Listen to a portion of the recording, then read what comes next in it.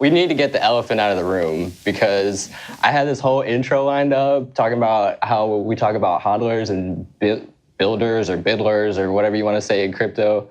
I didn't realize your last name was intentional, and yes. I thought it was just a cool coincidence that your last name was Hodler, but yeah, apparently... I don't usually like to dwell on it much, but yes, I did actually legally change my name to Hodler. Okay, yeah, we gotta talk about this. Like, when did you do this? It was about a year ago. How did that come about? I just the last name I had was it's difficult to pronounce and difficult to spell, mm-hmm. and it's just something that always was. It wasn't. Yeah. I wasn't real fond of it. Yeah, you're just waiting for the opportunity. I love my family and all. Mm-hmm. Don't get me wrong. I'm not trying to disassociate from them, mm-hmm. but it's. And so then I was inspired about a year ago. I was just like, oh, I could change it to Rob. Oh, why not? Felt right. Yeah. How long have you been in the blockchain space? So I got involved with Bitcoin in 2011. Mm-hmm. Okay, real early on. Yeah, and it was. I wasn't. I was just an enthusiast for a few years. Yeah, you didn't mine or anything, or? No, yeah, I did mine actually. I mined for at the beginning. I mined for about a year. On what? Just a PC with a bunch of graphics cards in it. Okay, cool. Yeah. And it was, so the thing that I was originally, when I discovered Bitcoin, I spent about a month, just learning everything that I could. And then at some point I was like, okay, I'm going to buy some. Yeah. And the price, and that day, the price jumped up from $4 to $6, and I was just convinced that they got such a price. Yep. So I decided instead to buy the equipment to mine. The money that I was going to spend on Bitcoin, I bought equipment to mine. Okay. And so I mined for about a year. And the other thing that kind of motivated me to do that was I had a part of my house that I couldn't keep warm. It was a bedroom that was over the garage, mm-hmm. and I couldn't keep it warm. So I was like, that was a great idea. Oh yeah, that's perfect. Get that double feature. Yeah. Yeah. And then I moved. I started working in the industry. I've been a software engineer my whole career. Okay. Yeah. Primarily focused on security, and then I moved into the industry It's been about 3.5 years, mm-hmm. But the opportunity came up to work on a hardware wallet, and so it's kind of right up my alley. It's like it was cryptocurrency and plus security. Yeah. So I jumped on it, and haven't looked back. It's been great. Excellent. Yeah, definitely. So, what's talking about the digital wallet space and security, I mean, there's just another, I see news about exchanges getting hacked week after week, especially, in working here and trying to stay on top of what's going on in the market. Most of the time it seems to be hot wallets, but the one last week was particularly interesting to me because apparently the cold wallets got hacked. So why aren't digital wallets working? Well, so it really comes down to most of the vulnerabilities, most of the exchange hacks and the wallet hacks have come down to a few different reasons. One is a lot of them have just been scams, right? Mm-hmm. They were just waited till they had enough deposits and then took off with the money. The exchange itself was a scam. Yeah. Or the wallet. Or the wallet service. Okay. Wallet service. A lot of them were that. And then, doing security well, especially like internet security, network security, it's hard. Mm-hmm. You have not only do you have to understand how to set the systems up and write the software appropriately, but you also have to have processes in place that ensure that things are being done according to procedure. Because if you don't follow procedure, so there have been hacks. Yeah. For example, the Mt. Gox hack mm-hmm. was really a procedural hack. Okay, that was one of the first major ones we saw in the space, right? Yeah. So what happened? Yeah, what happened there? So it's all sort of speculative still, but the kind of the accepted explanation of what happened is that they weren't, their systems didn't detect the transactions that they were sending going onto the blockchain correctly. Mm-hmm. And so the hackers were able to, what they would do is they would deposit money into the exchange and then request a withdrawal. And they would force the network to change the transaction enough that the exchange didn't recognize the transaction on the blockchain. Okay. So then they would call up the blockchain or the exchange and say, hey, my transaction never showed up. And the exchange would go search and say, oh, yeah, that transaction never got sent. Mm-hmm. So, sorry. Yeah. And so they would send the money again. Yeah. Right. And so a lot of the money was lost through this process of they just had bad systems and they weren't following procedures correctly. Interesting. Yeah. So can you talk a little more about the different types of attacks that hackers use to gain access to private keys? So most attacks that I'm aware of don't specifically go after the private keys. I mean, sometimes they do like malware attacks. Okay. Sometimes they're going after private keys. They know, for example, a particular piece of software stores the key in a particular way on the computer. Okay, and it can just go in there. And so they'll be able to get code into the computer that then goes and grabs that key from the place they know it to be. They know it will be. So you lost your mic. So. Thank you. Good tip. That's important. And then, so what was it? Loss of keys. But usually when a key gets lost, it's because it was handled poorly. Mm-hmm. It usually isn't because malware certainly is a threat. Yeah. But usually it comes down to either the key was handled incorrectly, which allowed it to be exposed. Yeah, on the user side. Or by the user or by the exchange. Okay, yeah. Or they there's been a lot of attacks where they were able to get a person who had the key to use the key in a way that wasn't appropriate. Mm-hmm. So, for example, a lot of companies use systems like Slack, or everybody uses. Oh, yeah, right? Definitely. And if a hacker can gain access to those systems, they can start to send messages masquerading as a different person. Yeah. So I could send a message to you and say, hey, I'm your CFO. You need to send these funds to this address. Mm-hmm. And so then the CEO then sends those funds, right? So then the funds are gone. But it was really the hacker doing all that. Okay. So there are procedural things that sense. have to be put into place as well.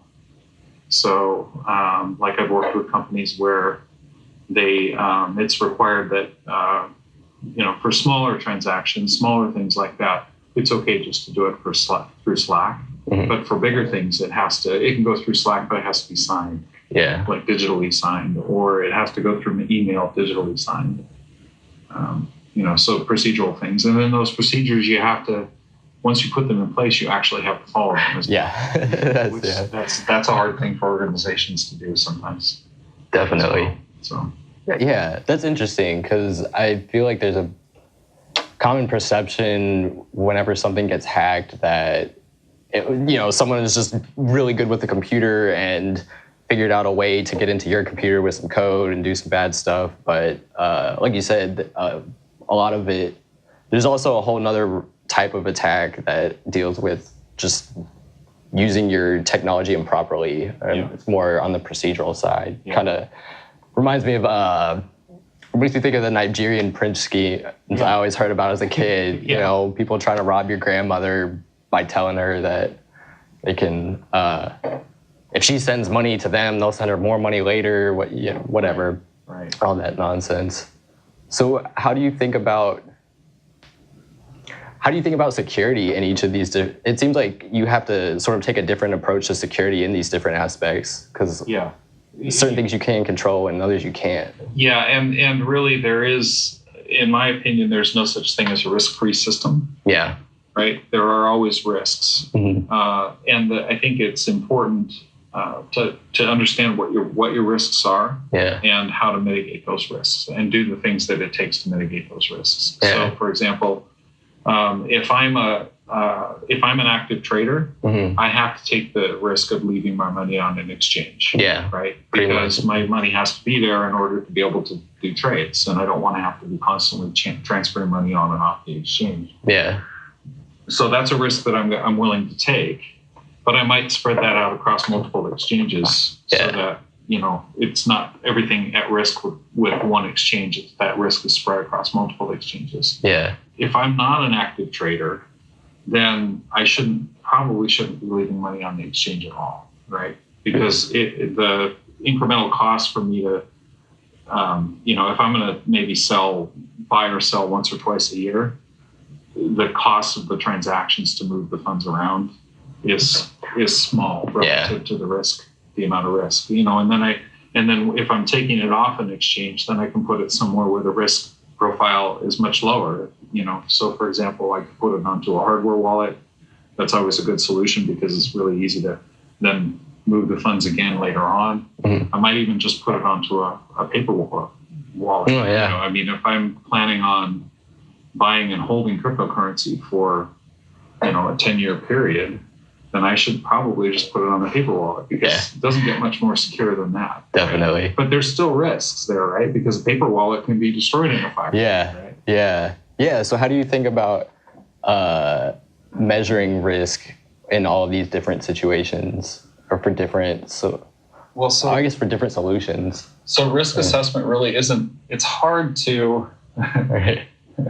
I was just talking to you guys before we started filming about my first job out of college was at an insurance company, which, insurance companies are all about risk assessment, analyzing risk and figuring out, how to mitigate it and things.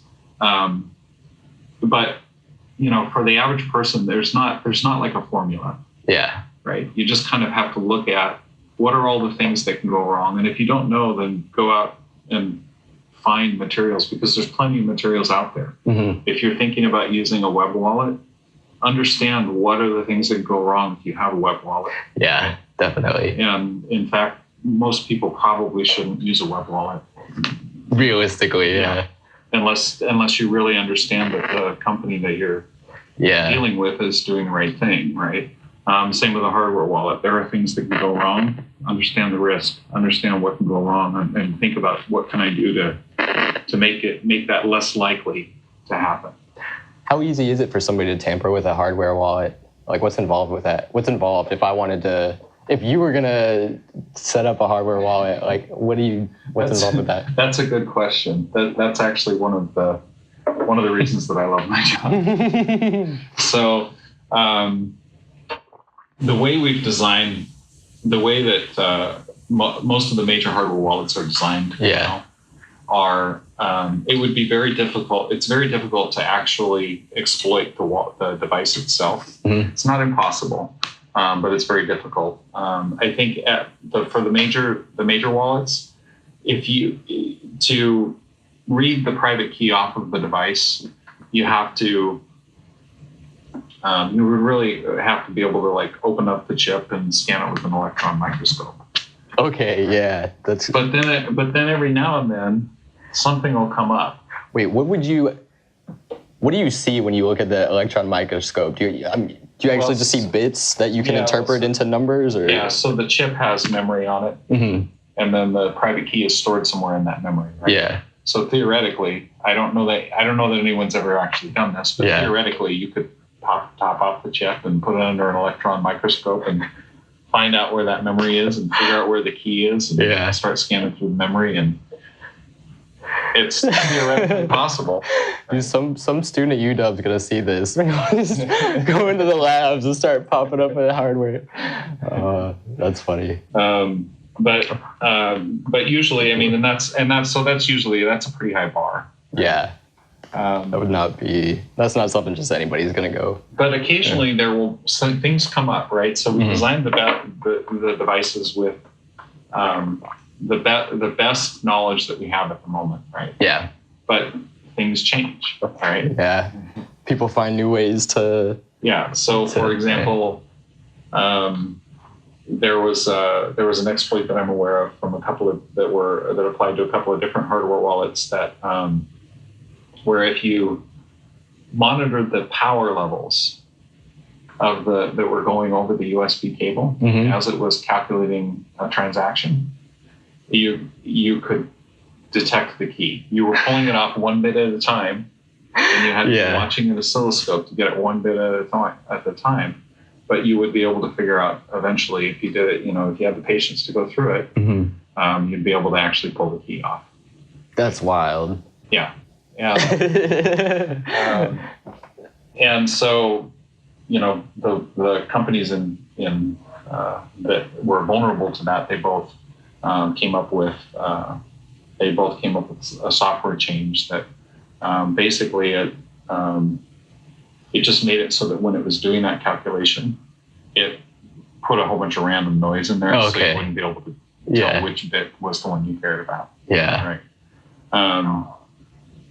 And let's see, there was another vulnerability that was based on fluctuating the clock. Okay. Yeah. So, all computers have a clock chip in them. Yeah. Clock, it's usually a crystal of some sort it gives the computer the clock that it needs to be able to execute instructions. Yeah. And these are all, I'm sorry, but all these hacks that you're talking about, are these specifically concerns dealing with hardware wallets, or is this also stuff? This would apply to any security. Any kind of, okay, gotcha. But, I think if you have something with like a secure enclave, like an SGX enclave or something, you wouldn't be as vulnerable to these kinds of things. But these are the kinds of things that when you're building a security device that you have to be thinking about. Gotcha.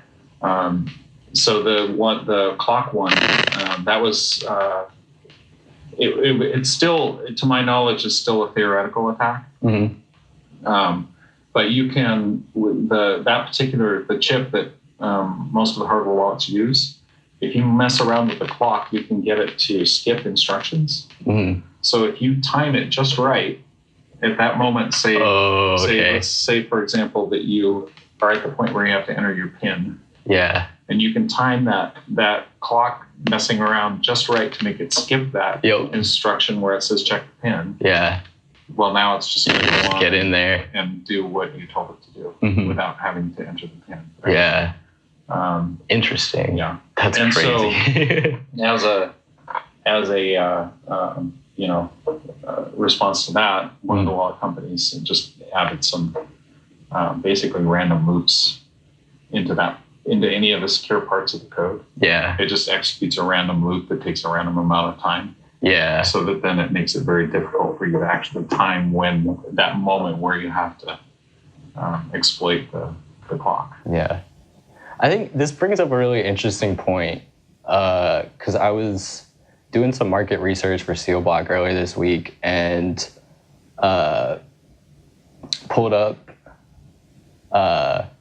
I just Googled digital wallet and was kind of surprised that none of the results on the front page had anything to do with blockchain or crypto wallets. It was all, they had Wikipedia or whatever, but then after that, it was like, here's the digital wallet connected to your Visa credit card and attached to services like that, which seems like it's very different than the way we think about digital wallets on the crypto blockchain side of things.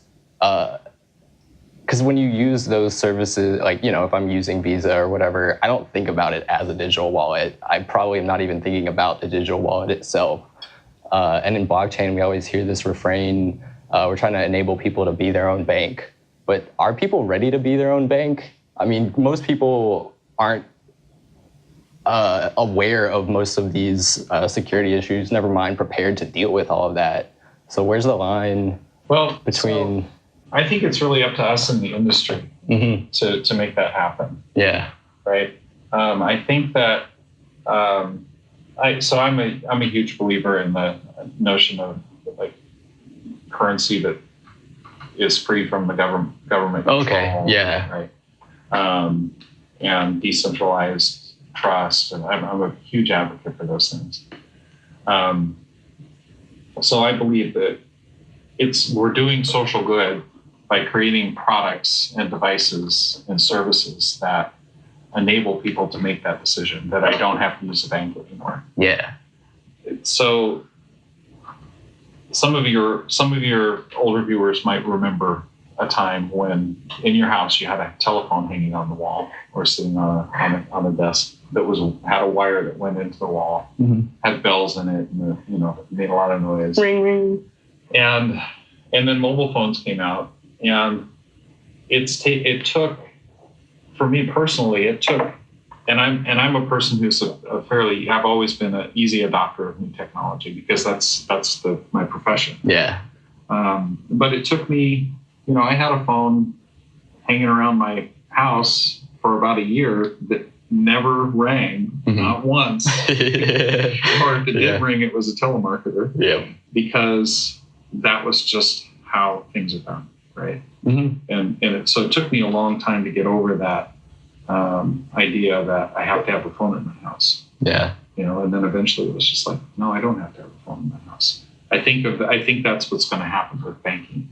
As soon as we get those services and products and devices and all that stuff in place, and that they're easy enough to use for the average user, and that then that's when we'll replace banking. Right? That's when you'll have that's when you'll be able to be your own bank. Yeah. When you don't have to think about it, essentially. Yeah. When it just is something that's easy, and maybe you have your bank account hanging around for a couple of years, and you go, I don't need a bank account, right? Because I've got this other thing that does it way better. Yeah, it's way easier to use. Yeah. So how secure does, I don't know, but going back to your idea that nothing is 100% secure. How secure does it need to be for people to be able to do that? I think today it's possible to build something that's secure enough. And I think that a lot of companies have built products that are approaching that. Yeah. Yeah. Okay. Yeah. Are there any? But there's way more than just the security. Oh yeah. In my opinion, I mean, there's usability. There's a lot of things that you can't get yet things that you can get from banking, traditional banking, that you can't get yet from the bank, your own bank, or the bank in the box, right? Yeah, definitely. And those things have to be solved. Yeah. Still, and I don't think we have, as an industry, have actually done that. Having these big long random numbers as addresses. Yeah. We've got to solve that. Yeah. Right? Because grandma's not gonna. She sees that and ain't even having it. Yeah. Right. Definitely. Yeah.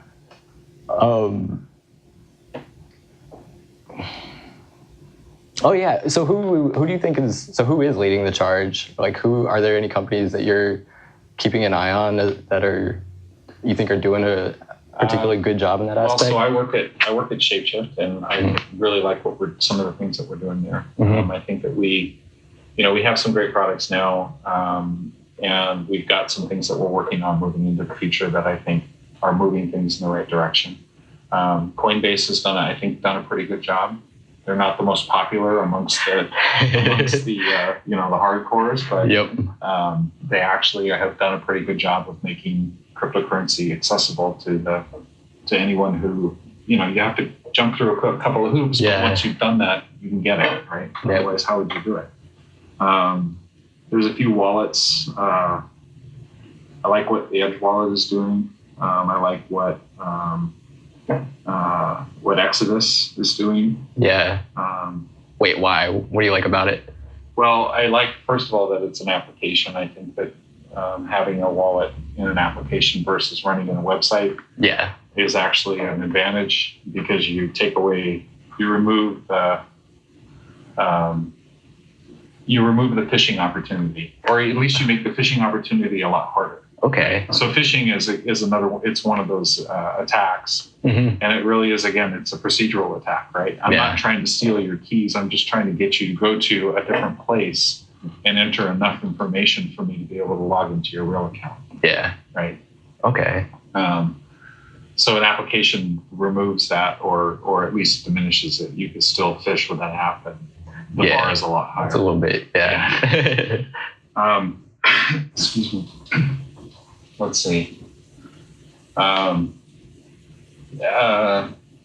mean, all of the hardware wallet companies, the top three anyway, Keepkey, Ledger, Trezor, I think they're all doing a good job. There's a few newcomers on the market that have promise. Yeah. And I'm like the product that you're working on, I think is an interesting product. It's a little bit, the market segment is a little bit different than what a typical hardware wallet would be for. But I think it's an interesting product for that niche. I think it serves a function there. Yeah, thanks, man. We hope so too. Yeah. So what do you think digital wallets will look like once everybody has one? Did you hear about the new HTC phone? I did. I keep hearing about this phone and I have no idea. At first I was really skeptical, and then I think Charlie Lee from Litecoin is helping them figure out what they're doing with it. So that gave me a little faith, but I still haven't heard anything about what the actual features are. What makes this a blockchain phone? Well, what do you know about it? It has so all mobile phones already have either a secure enclave or what's the trusted execution environment. Yeah. They have one or the other. And it takes that and it leverages it. It basically turns that into a hardware wallet. Okay. Yeah. That makes sense. And I think they've done a little bit. So I've looked at doing something like that on mobile. If you're building a hardware wallet device or a hardware device, one of the things you have to really consider is that you need to make sure that when that secure execution environment or the enclave, when it wants to send something to the screen, that there's nothing there that can intercept it. Oh, okay. And when it wants to receive keystrokes, there's nothing there that can intercept it. Right? When it wants to interact with the user, there's nothing that can man in the middle of that, right? Because that becomes a vulnerability. Gotcha. So I think that they've done some extra work to make sure that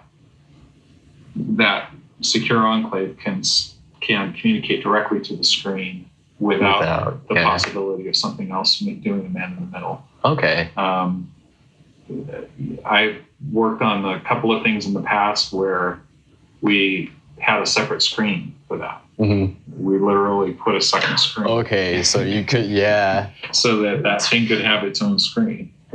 But if they figured out a good way to actually make it so that execution environment can talk directly to the screen and interact directly with the user without having to go through the operating system that's running the phone software itself, and their apps and all that stuff, right? So you kind of need like two computers and the same phone or something. Yeah. I mean, effectively, and all phones already have that. Okay. Right. It's just that the way it's used now is very limited. And so I think that what HTC has done is they've expanded that and then made it so that it can communicate directly with the user in a secure way. Yeah. So I haven't seen it yet because it's not out. Yeah. But that's the future. Well, I guess that is the future. There will be one coming in the mail for me because when I saw it, they started taking pre-orders this week. Okay. And so when I saw that, I was like, I'm gonna get one. Copped it. Cool. I'm excited to see what that's like. Do you think that's the future? So I think something, you need to have that secure enclave at some level. I don't know that I would, even on a phone, even if it's this most secure thing in the world. I don't know that I would carry that with me with my all of my retirement funds on it. Yeah. Right. Okay. I might carry around, $1,000 worth of cryptocurrency for whatever, or if I know I'm gonna buy a car with Bitcoin, I'll put enough Bitcoin on the on there. Have some. But so I still think there's going to be that market for devices that are more like isolated. Something you keep. Put it in a safe at home. Cool. So changing subjects a bit, we had a brief conversation at a conference about the issue of private and public or permission versus permissionless, permissioned versus permissionless blockchains. 'Cause you were on a panel with someone who was coming out pretty strong in favor of permission chains, and you obviously had some feelings about that. I mean, it didn't get ugly. No. But I mean, we both know that. I mean, obviously they're intelligent people working on both permissioned and permissionless chains. So, what's the hesitation? I don't understand, and I would love for someone to explain this to me. Yeah. Right. In a way that where it actually is a good argument and makes sense. Every use case that I can think of for permission blockchains, and every use case that's ever been described to me is just as easily done with a database, which is way, way more efficient. When you have a permission chain, at its core, you have to trust the block producer. Yeah. Right? Because the block producer can produce whatever chain they want. Mm-hmm. And if it's a single block producer, and you have to trust them, then why not just use a database? Yeah. To do the same thing. So that's my hesitation. But again, I recognize that there are a lot of really smart people that this is what they're working on. Yeah. And I don't want to completely say that I know they're wrong, because I don't. Yeah. But I would love to have someone actually explain to me a use case where a permission blockchain makes more sense than a database application. Yeah, that makes sense. Because I don't know, the way I was thinking about it is that I've heard people say that there are ways in which it can make certain things in enterprise more efficient or faster, which obviously, blockchains aren't faster than databases, so that's hard to understand. But I also don't understand how blockchain is being used by Ripple to make it faster to settle bank transactions. Because if that's, with the amount of activity going on there, it seems like this sort of situation, just hearing about it on the surface, where having a database would be a lot faster. But obviously, they're using blockchain and going that route. Yeah. So I don't understand exactly how blockchain is being used to facilitate that. But if it can be used to service payments or payment settlement, then I guess, I don't know. I can't think of any examples offhand, but I could see how it could be deployed on an enterprise scale situation where you need something. The one use case that I've heard that might make sense, but I am still not convinced, is if you have an organization that's highly geographically dispersed, particularly if parts of that organization don't always have the ability to communicate with each other. Yeah. Then I can start to see maybe there's some use cases there for a permission blockchain. I just don't know. Yeah. I mean, it doesn't. I haven't really thought of a good scenario where that actually solves a problem that a database that does that same thing wouldn't solve. Mm-hmm. So, do you see any reason, sort of following the? I almost hate myself for coming up with this phrase, permissionless maximalism. But if we're going to follow that line of thinking, do you see any reason for there to be more than one blockchain? Yes, I do, actually. Why? I think that there's a really good reason for it. I think that blockchains are really very inefficient creatures, right? And having a blockchain that's optimized to be currency makes a lot of sense. And then having another blockchain that's optimized to be a generic execution engine of arbitrary code. Okay. That also makes sense, right? Yeah. Having and I'm talking about Litecoin now, having a blockchain where you can deploy early new technology that's not as tested before you deploy it on the other main blockchain makes sense, right? Which is sort of sandboxing. Yeah. Litecoin has kind of taken on the role of the beta blockchain for Bitcoin. Yeah. Right. And I think it totally makes sense to have that. So there's always been testnets. Yeah. But testnets aren't real, right? Litecoin actually has value, mm-hmm. right? And it would be terrible if something bad happened on Litecoin. Yeah, definitely. But it would be way more terrible if something bad happened on Bitcoin. So fair. Yeah, that's interesting. I mean, I've thought about it different ways, like geographically as well, or like because you have Neo, and I guess it kind of makes sense to serve different regional. Serve different regions, but I guess I could see the thinking about blockchains in terms of different functions. Yeah. I mean, and they definitely all sense. Like I think any of the ones that are the more interesting ones are all, and for example, Monero and Zcash are both all about privacy. Yeah, and I think that there's a good reason to have that. Yeah, that's something that attracted me when I first heard about IOTA. Okay. Just, I mean, not even any of the particulars, but just the fact that they were focusing on a specific use case rather than, hey, we're going to do everything, build out the ecosystem, whatever. Like, I thought that was an interesting way to think about it. Cool. All right. Well, Ken, it's been a pleasure having you. Well, thanks for having me, Mr. Hodler. Yeah, man. Always a pleasure talking. We'll do this again. All right. Thank you.